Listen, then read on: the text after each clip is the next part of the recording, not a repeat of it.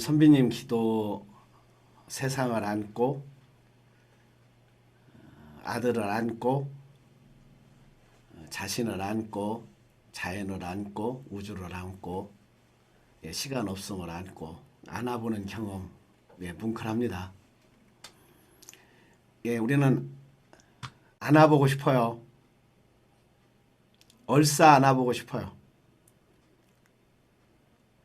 사람이든 어떤 물건이든 어떤 세계든 안아보고 싶어. 특히 요즘 젊은 친구들은 돈을 안아보고 싶어. 꿈이 뭐냐니까 돈벼락 맞아 죽는 거래. 얼마 전에 지구촌의 사람들이 뭘 하나를 놓고서 죽으라고 뛰는 거예요. 국책 사업으로까지 버리는 거예요. 나라의 온 힘을 버려서 저거 한번 안아보자. 그거 안아보자. 월드컵 우승컵이에요. 그거 안아보려고. 근데 우승팀만 안아본다네 그거.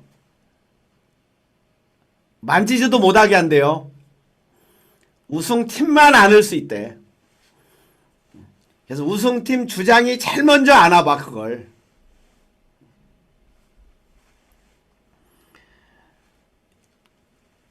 진짜 요새 이 지구촌의 황제가 누군 것 같아요? 미국 대통령이요? 아니면 중국 주석이야? UN 사무총장이야? 요새는 메시 같아요. 메시 야인데 야가 빠져가지고 메시가 됐는데 진짜 메시아야 완전히.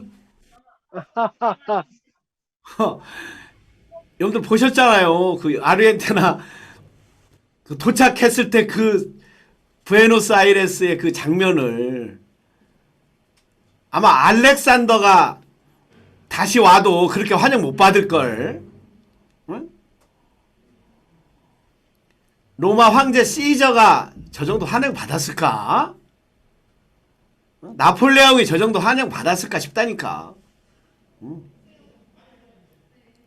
뭐 써있더만 메시를 대통령으로.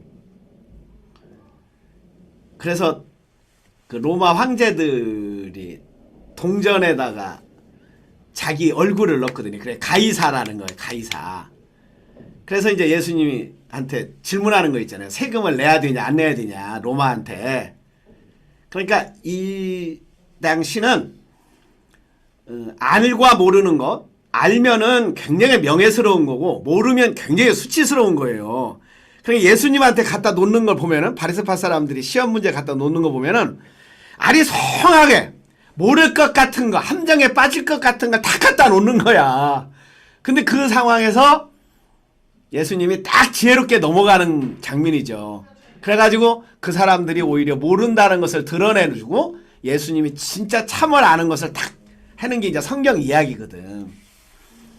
그게 가이사의, 그거 갖고 와봐라, 동전. 그러니까 거기에 가이사의 상이 있어요. 그러니까 가이사의 것은 가이사의 것으로, 하나님의 것은 하나님의 것으로 딱 이렇게 정리를 하면서 그 함정을 딱 빠져나가는 거거든. 그러니까 그런 어떤 내심에 우리 안에 있었던지 메시 얼굴을 화폐에다 넣는다잖아요. 번호 10번이라서 1000페소짜리 지폐에다가 메시 사진을 넣는다는 거잖아. 뉴스를 이렇게 보면서 아 이게 로마 시대 때나 지금이나 똑같구나. 황제들은 전부 다 화폐에 넣어야 되는구나. 우리 그러잖아요. 아 축구의 황제야. 이제 완전히 즉위하셨어요 이번에. 저기 호날두도 떨어지고 누구도 떨어지고 완전히 득위하셨어. 자, 예수님은 또 왕이신데 예수님은 어떻게 입성을 하실까요? 불씨는 그렇게 화려하게 온 민중의 환영을 받으면서 박수를 받으면서 입장을 하셨는데 예수님은 예루살렘 성을 어떻게 입성하시죠? 나귀 새끼 타고 입성을 하셔요. 그럼 우리가 쉽게 말할 때, 야, 그 말도 못 탔다냐? 그 왕이라면 말을 타야지. 화려한 말을 타야지. 요즘은 뭐 비행기 타고 오고 헬리콥터 타고 그랬다고 그러더만 메시는. 또 차를 개조해서 탔잖아. 이렇게.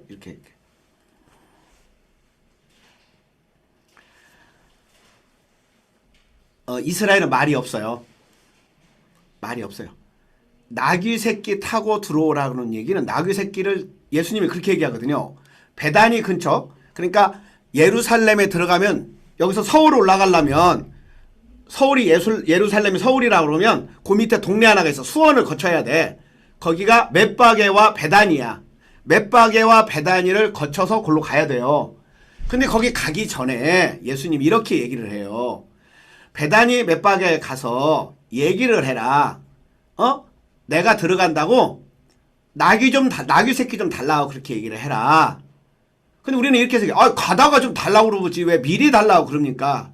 근데 이 성경 배경을 읽어보면 이것이 구약의 예언에 말한 대로 예수님이 그렇게 준비된 사람이라는 것을 하나하나 증명하는 게 사복음사 저자들이 한 일이에요. 정확하다. 그러면 예루살렘이 어디부터가 예루살렘이냐? 예루살렘 성부터 예루살렘이냐? 아니면 행정구역부터 예루살렘이냐? 이거 논쟁이 붙을 수 있잖아요. 그러니까 벳바게와 베다니에 가기 전. 왜? 거기서부터가 예루살렘이래요. 행정구역 상으로는. 그러니까 거기서 나귀 새끼를 달라고 그래라. 그때 가서 나귀 새끼를 달라고 하니까 나귀 새끼를 주어서 나귀 새끼 타고 입성을 하는 거거든요. 근데 지금의 문화적 관점으로 보면은 야, 얼마나 초라하면, 얼마나 빈약하면 말 한마디 못하고 백말 타고 가야지. 적토마 타고 가야지. 요즘 말로 말하면 어떻게 자전거 타고 가냐, 세단 타고 가야지. 이 얘기예요. 그것도 벤츠 600을 타던가 뭘 타던가 마하부아를 타던가 이거 타고 들어가야지. 어떻게 자전거 타고 오토바이 타고 들어가냐 이 얘기야. 근데 성경에는 그렇게 입성하라고 되어 있어요. 나귀를 타고. 왜? 왕은 우리를 구원할 구세주는 나귀 타고 예루살렘에 입성할 거다. 나귀 새끼를 타고 입성을 할 것이다. 그렇게 돼 있어요. 스가랴서에. 그래서 예수님도 그걸 아셨고 또 성서 기자도 아셨기 때문에 그걸 정확하게 인용을 해서 이 메시아가 예수가 메시아인 것을 증명하는 거예요. 이 사람들로서는. 근데 나귀하고 여러분들이 김계할 때 우리 연극할 때 말구유라고 많이 들었잖아요. 교회 다닐 때 예수님 어디에서 태어나셨다고 그래? 말구유라고 그러잖아. 근데 그것도 잘못된 거지. 왜? 말이 없었어요. 성서적 배경을 알면 낙타 구유야. 근데 재미난 건 낙타는 자기 주인이 주는 구유에서만 밥을 먹지 다른 사람이 주는 구유에서는 안 먹는데요. 그런 특징이 있다는 거예요. 이 낙타가. 근데 구유라는 게 뭐예요? 예수님이 어디에 태어나요? 구유에 태어났다고 돼 있어요. 굉장히 상징적이지 않습니까, 여러분들? 낙타와 구유. 예루살렘 입성할 때는 낙타. 태어날 때는 낙타, 구유. 그 구유는 이스라엘 사람들로서는 낙타와 구유는 순종의 상징이래요. 예의 상징이야. 그러니까 예수님은 하나님의 말씀에 순종해서 온 정말 착한 아들이다. 이건 내 사랑하는 아들이고 내 기뻐하는 자다. 이것을 응하는 이것을 그 상징적으로 그냥 몸으로 보여주는 게 낙타와 구유라는 거예요. 더 재미난 건 유영모 선생님이 예수를 이렇게 해석을 해요. 예수님은 어떤 분이냐? 효자다 이렇게 했어요. 우리 동양 말로는 효자다. 하나님의 말씀을 아버지의 말을 잘 들은 긍구긍당을 한 효자다. 그래서 하나님 나라를 이어받아서 하나님 나라를 전해주러 온 충실한 효자다. 이렇게 본 거예요. 근데 거기서 예수님이 하나님의 아들인데 효자로 보기가 그게 어려운 거거든. 근데 효자라고 하니까 뭐가 싹 오지 않습니까? 이 성경은 계속해서 예수가 그냥 사람이 아니고 메시아다라고 하는 것을 계속 증명하는 얘기야. 자, 그런데 말 타고 들어왔지. 구유에 누워 있지. 신약성경에 그렇게 되거든요. 메시아가 올 징표가 있는데, 하나님의 아들의 징표가 있는데 구유에 있고 강보에 쌓여 있다. 그게 징표야. 근데 우리 세상의 왕들은 어떻게 와요? 세상의 왕들은 막 그냥 점지해가지고 뭐 별이 떨어지고 막 그렇게 오잖아. 이것을 이제 오늘의 제 해석으로는 검소하지만, 예, 검소하죠. 검소하게 오셨죠. 평민들이 오는 것처럼 오셨죠. 그러나 누추하진 않았어. 검이 불루야. 김부식이가 삼국사기를 쓰면서 백제를 평하는 이야기가 있어요. 백제는 어떤 나라였느냐, 백제의 문화는 어떠했느냐를 평할 때 김부식이가 이렇게 써요. 검이 불로 화이 불치, 이렇게 써요. 검이 불루라는 얘기는 검소하지만 불로 누추하지 않다. 화이 불치, 화려하지만 사치스럽지 않다. 아주 정 멋있잖아요. 근데 그것을 누가 또 인용하냐면, 이제 고려가 무너뜨리고 새로운 조선을 이왕조를 세웠어. 이씨 조선을 세웠단 말이야. 근데 개경에서 계속 살자니까 개경 세력들한테 영 안 되겠는 거예요. 그래서 수도를 옮기는 작전을 하잖아요.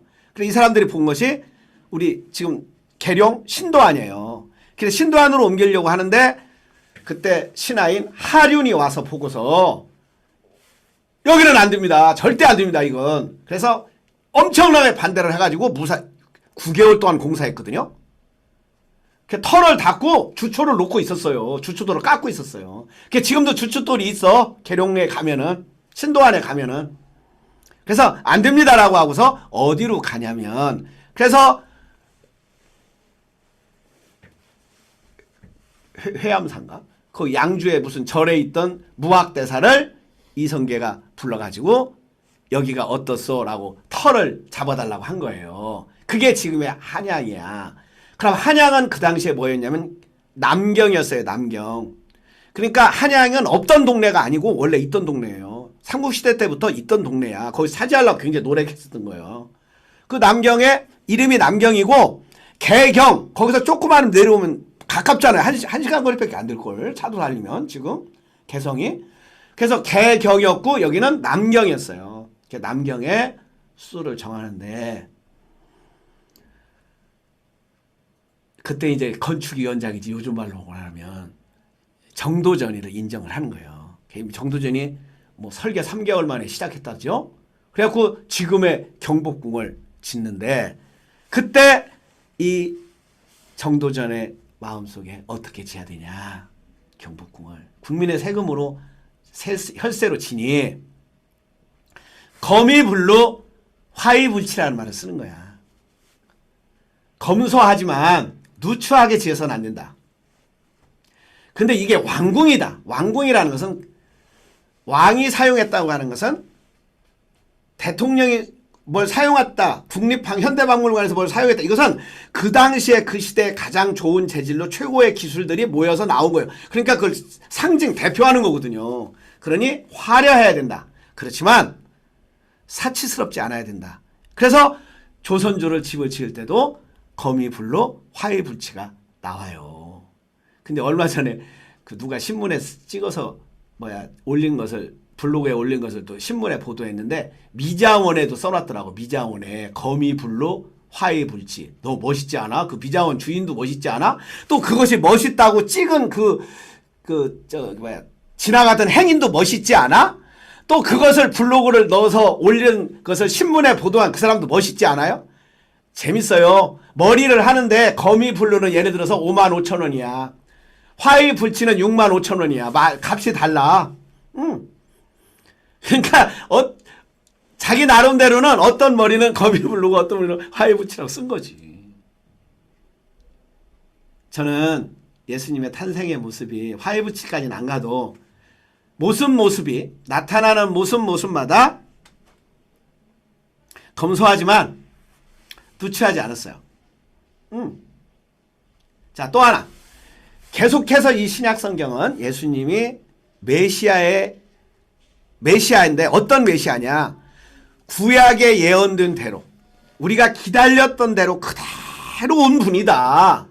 그것이 이제 마태복음에서는 다윗의 자손이라는 거야. 아브라함과 다윗의 자손. 이걸 계속 얘기해요. 그래서 바디메오도 뭐예요? 다윗의 자손이요. 이렇게 얘기하잖아요. 나를 불쌍히 여겨주시옵소서. 그래서 다윗의 자손이 무지하게 중요한 거야. 이 사람들은. 그래서 다윗의 자손의 그 족보를 만드는데 아브라함부터 바벨론 포로까지 14대. 바벨론 포로부터 그리스도 예수가 탄생할 때까지 14대. 그래서 14대 아브라함부터 다윗까지 다윗에서 바벨론 포로까지 바벨론 포로에서 그리스도가 태어날 때까지 14대를 끊는 거예요. 그럼 왜 14냐? 13대도 아니고 12대도 아니고 왜 14대냐? 모든 글자는 자음과 모음으로 되어 있거든요. 근데 이스라엘 사람들은 우리나라 기역, 니은, 디귿, 니을, 알렙, 베트 이것을 기역이 1이고 니은이 2예요. 근데 다윗이 다비드잖아. 다비드 할 때 그 달렛이 4야 4. 그리고 다비 할 때 그 비가 6이야 6. 드가 또 4잖아요. 그럼 4 더하기 6 더하기 4. 그러면 14면 이스라엘 사람들은 다윗을 상징해요. 그래 어느 정도냐면 12 요드거든요. 그래 여호와 할 때 그 요드하고 같이 써. 그래서 이 사람들은 여호와라는 발음을 안 해요. 왜? 하면 안 돼. 그래서 아도나이라고 불렀어요. 그 사람들은 여호와 야훼라는 말을 쓰지를 않았어. 이 기록할 때 글씨를 쓸 때도 여호와라는 단어가 나오면 야훼라는 단어가 나오면 붓을 씻어서 다시 썼대. 자, 이 말은 뭐냐? 아브라함 예수가 그냥 온 게 아니고 다윗의 자손으로 왔다는 것을 증명하는 거야. 이게 사복음서의 핵심 중의 핵심이야. 왜 메시아인가? 다윗의 자손으로 왔다. 근데 그것을 또 누가복음은 하나 더 보태죠. 아우구스투스 때, 시저 그 다음에 나오는 로마의 황제 아우구스투스 때 시리아의 총독이 무슨 총독이지? 구레뇨 시리아의 총독이 호정령을 내렸어요. 그게 우연히 내린 것 같지만 그게 우연이 된 게 아니라는 거예요. 다 예정하셔서. 왜? 호정령을 내려야 되니까 예수가 탄생할 날이 다 돼서 호정령을 내렸어요. 그냥 있었으면 나사렛에서 태어나야 돼요. 나사렛에서 태어나면 구세주가 못 돼. 어디서 태어나야 돼? 다윗의 동네에서 또 태어나야 돼. 다윗의 고향에서 태어나야 돼. 다윗의 동네는 또 어디야? 베들레헴이에요. 그래 호적을 올리러 어떻게 해야 돼? 베들레헴에 가야 되는 거야. 그래서 베들레헴에 가서 말 구유에 안방에서 안 태어나고 왜? 구유에 태어나고 이게 전부 다 태어난 이런 것조차도 우연히 된 게 아니고 하나하나 구약에 예언된 대로 예수님이 구세주로 이 세상에 오셨다. 이걸 증명하는 거예요. 자, 또 하나 이제 오늘 얘기가 요한은 낙타털옷을 입었다. 왜 그냥 옷 안 입고 왜 낙타털옷을 입느냐? 이것도 다 예정되어 있어요. 메시아가 오기 전에 또 다른 예언자가 와야 돼. 그 예언자는 엘리야가 와야 돼. 엘리야가 부활해서 와야 돼. 그 엘리야가 부활한 게 누구냐? 요한이라는 거예요. 왜? 옷도 같이 입었다. 그때 저기 엘리야가 그 시대에 낙타털옷에 가죽띠를 띄었다. 근데 지금 요한을 봐라. 가죽띠를 띄고 있지 않냐. 낙타털옷을 입고. 이것도 전부 다 구약의 예언을 이루려. 그래서 주의 말씀을 이루려 하심이라. 그러니까 우연히 그냥 온 게 아니고 예수님은 정확한 메시아다. 우리가 기다리던 메시아다. 우리 조상들이 기다리던 메시아다. 응? 태어나는 것부터 다윗의 자손이다. 확실하다 이건. 또 하나 여기 허리에 가죽띠를 띠고 메뚜기와 들꿀을 먹었다. 여기는 광야라 풀이 없어서 꽃이 안 펴서 꿀도 없고 메뚜기도 없다는 거예요. 근데 번역을 할 때 이렇게 번역을 했어요. 메뚜기 나무가 있대. 네, 나무 이름이 메뚜기라는 이름하고 쥐엄나무라고 하는 이름이 똑같아요. 하루부래, 하루부. 그래서 사람들이 그 쥐엄나무를 볼 때 메뚜기 나무라고 했다는 거야. 그러니까 쥐엄나무를 열매를 먹었다는 것은 쥐엄나무를 먹었다는 얘기는 얼마나 검소하냐면 요즘 우리말로 우리 개념으로 바꾸면 우리 봄에 가난할 때 뭐 먹었다고 그랬죠? 뭐 목피? 촉은 목피. 응? 촉은 목피 그러잖아요. 풀뿌리와 나무 가루를 먹었다. 소나무를 뭐 이렇게 긁어서 먹었다고 그러잖아요. 여기도 똑같아. 이 쥐엄나무가 그거야. 그러니까 메뚜기가 아니고 우리가 지금 생각하는 그런 메뚜기가 아니고 메뚜기 나무와 메뚜기는 그 쥐엄나무인데 쥐엄나무라고 하는 발음하고 메뚜기라는 발음이 같아서 메뚜기라고 했다는 거예요. 그러니까 나무를 긁어서 먹었고 이 메뚜기와 들꿀을 먹었던 요즘 말로는 이게 굉장히 웰빙식 아니요? 굉장히 뭐야지 건강식 아니에요? 그 꿀도 들꿀, 설탕 탈 꿀이 아닌 들꿀, 석청 뭐. 근데 여기는 또 꽃이 안 폈기 때문에 벌이 없으니까 꿀이 없을 거 아니에요. 그럼 이 들꿀은 뭐냐 하니까 거기에 이제 야자수, 감람나무라는 거 있잖아요. 성경에는 감람나무라고 번역했거든. 그 야자수 나무에 열매가 있는데 그게 이제 굉장히 비싸잖아요. 그걸 다 따갈 거 아니야? 근데 이스라엘 나라의 법은 우리나라 법하고 아주 비슷하듯이 우리 시골에 인삼 농사를 치면 인삼 이삭을 주서요. 인삼 캘 때 슬쩍슬쩍 이렇게 아저씨들이 우리 주스라고 놓고 가. 이렇게 가끔 큰 것도 놓고 가. 이렇게 놓고 가. 그래서 어떤 아저씨가 뒤에 가면 이삭이 많아. 그 아저씨 뒤따라 가면. 옛날에 우리 시골에서 이삭 줍기 했거든요. 근데 자기가 농사진 데를 자기가 이삭 줍는 것은 나쁜 짓이에요. 안 했어요. 그리고 뭘 열매를 하면 감 같은 거 다 따면 안 돼. 몇 개는 놔둬야 돼. 새도 먹고 이웃도 따먹고 이렇게 놔둬야 돼. 그래서 이스라엘 사람들도 그런 게 똑같이 전통적으로 있었고 밭이 있으면 밭의 한 구석쟁이를 베지 않았대요. 왜? 가난한 사람들이 행인들이 먹으라고. 그래 이렇게 놨는데 저 위에 있는 그 야자수 열매가 감람나무 열매가 거기서 꿀이 떨어지는 바람에 그 꿀이 어디에 있었던 거예요? 돌 옆에 붙어 있었대요. 그걸 먹고 살았다는 거예요. 근데 조금 거미불루해서 좀 누추한 것 같기도 하고 근데 그 당시 문화적인 생각하면 하여튼 검소하지만 누추하진 않았다. 요한의 모습도 예수님의 탄생의 기사도 검소하지만 누추하지 않았다. 화려하지만 사치스럽지 않았다. 자, 예수님의 탄생 역사적으로 성서 배경적으로 이렇게 해석할 이렇게 우리가 그 사실에 가까운가? 팩트에 가까운가 이건? 자, 그런데 14대로 왜 끊었을까? 다윗의 자손이라는 게 뭘까? 14세가 되면 아기를 낳을 수 있어요. 어른이 되는 나이예요. 이스라엘 사람들은 13살이 되면 바르 미츠바, 아버지의 아들에서 엄마의 아들에서 율법의 아들로 바뀌어요. 율법의 아들로 바뀌어요. 그 의식을 굉장히 그 성인식이라고 그러거든요. 그러니까 나는 이제 어른이 된다는 거야. 14대가 3번을 끊는 거야.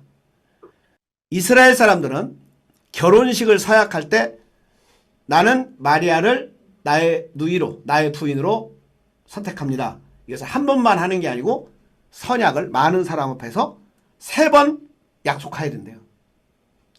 이혼도 나는 이제 마리아하고 이혼합니다. 한 번에서는 성사가 안 된대. 그리고 증인이 있어야 돼.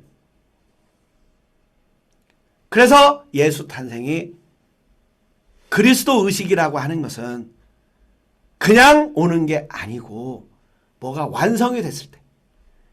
예를 들어서 축구도 세계에서 가장 인구가 많은 국책 사업으로 벌여도 중국은 본선에도 못 나가잖아요. 인도 10몇 억이 되는데도 불구하고 본선에도 못 나가요. 아시아에서 본선에 나간 건 우리나라, 일본, 뭐 저쪽 뭐 중동의 몇 나라밖에 없는 거예요.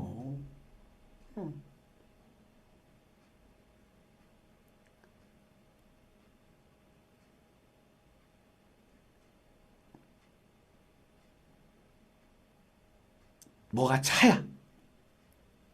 양이 차야. 질이 변화가 된다는 거지. 그냥 우연이라는 게 없다.